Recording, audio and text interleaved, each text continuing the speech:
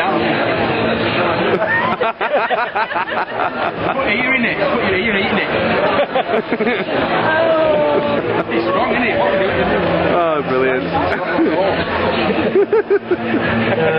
It shows I had a wasted childhood. It was goodie bags galore at the Leeds Zombie Film Festival. We started off by getting one from the WSPA, the World Society for the Protection of Animals, as the event was done for charity. Most of the stuff that came with the goodie bag was a copy of the WSPA News magazine, a comic book courtesy of 2000 AD, very kind of them. There was also some sample stuff from Abaddon Books, as well as other bits and pieces as well. And not only that, if you came dressed up as a zombie, or as a zombie killer, zombie fight or whatever on the day, you also got a goodie bag courtesy of Garzone magazine, including some Top Trumps cards with the Halloween theme, which is great because my kids love Top Trumps.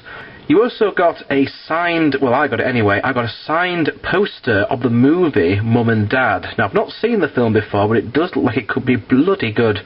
Garzone magazine were also kind enough to throw in a couple of their back issues, along with a CD-ROM with a horror quiz on it, just to sort of see how much of a horror buff you were. There were also a couple of DVDs chucked in the goodie bag as well, including this one, Animal Soup. There were also some Hammer Horror collector's cards chucked in there as well.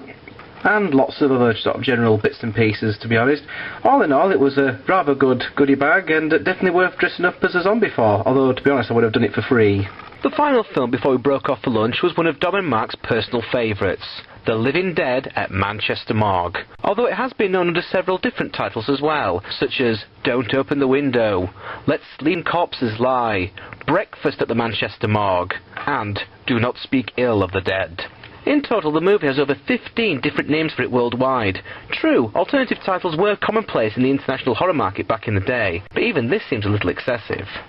The movie's an unusual beast as it's an Italian-Spanish collaboration set in Merry England of all places, with some parts of the movie being filmed in the Lake District, so if the fucking zombies can get you there, they can get you anywhere. In the 70s, director George Grau was asked to make a movie like Night of the Living Dead. Romero's now classic zombie flick had become a surprise hit, and studios were now trying to jump on the Living Dead bandwagon. George was given a much larger budget to work with than what Night of the Living Dead had, and he got to film his movie in colour as well. It was an offer he couldn't refuse. So, machines.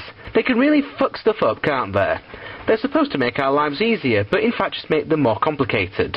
In an attempt to kill insects and save crops, a small community employs a device that sends out a signal to screw the local bug's nervous system in an aggressive way, making the creatures attack and kill one another.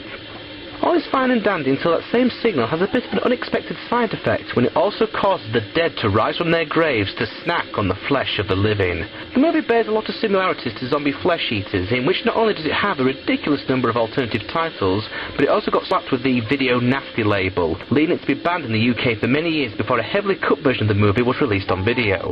Indeed, the gore effects are certainly a sight to behold, created by Geniato Del Rosso, who would later go on to do the effects for, yep, you guessed it, Zombie Flesh Eaters.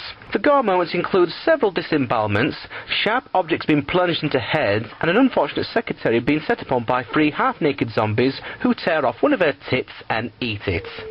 The film is also renowned for its unintentionally hilarious dialogue. I know that Plan 9 from Outer Space had such ditties as Inspector Clay's dead. Murdered. And somebody's responsible. But The Living Dead at Manchester Morgue almost tops that with such lines as, I'm mad about apples, I wish the dead could come back to life so I could kill you again, you bastard, and this particular line which had us all rolling with laughter. You're all the same, the lot of you, with your long hair and faggot clothes. Drugs, sex, every sort of filth. So, Living Dead at Manchester Morgue, we've got zombies that sound like Darth Vader for some reason. They can't be seen in photos, but you didn't know that. And the only way to destroy them is by setting them on fire.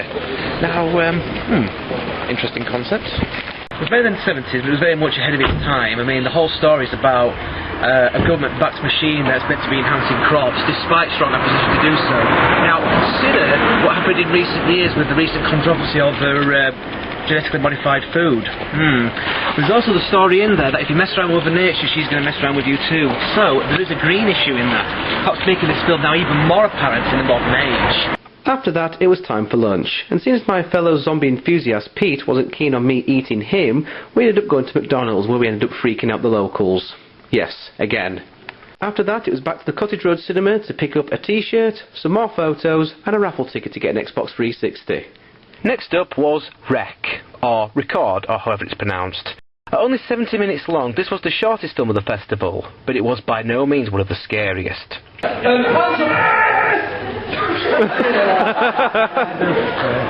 And he's actually a fully functioning adult. Rec, who's seen it? Who hasn't seen Rec? Yeah, I've seen it. So many of you are for such a treat. For those of you who've not seen it, and those of you who have know what I'm talking about. It's one of three films that were made in 2007 that we're showing today. A good year for zombies. And the thing about Rec, right, it's directed, of course, by Baldiero. Yeah. Thanks for your support.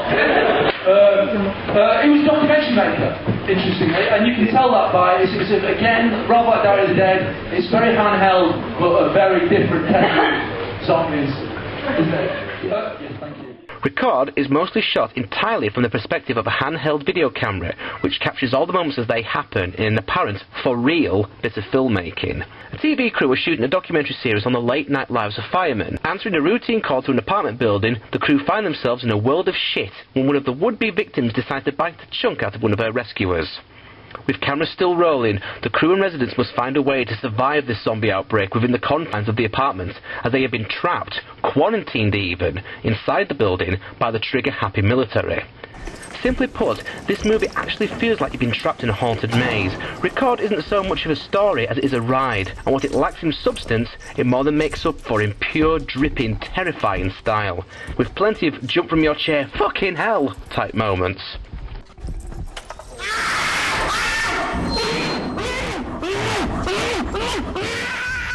Incredible original filmmaking at its best. Creepy, scary, horrific, gory, unsettling, and disturbing.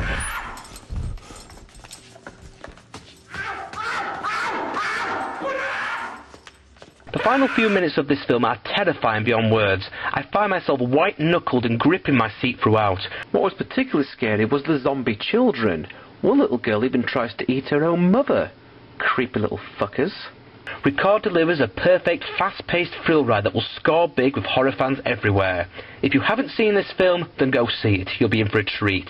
If you have, then you'll know it bears repeat viewing. The Americans remade it disastrously as Quarantine, I think it was called. Might as well be made by chimpanzees.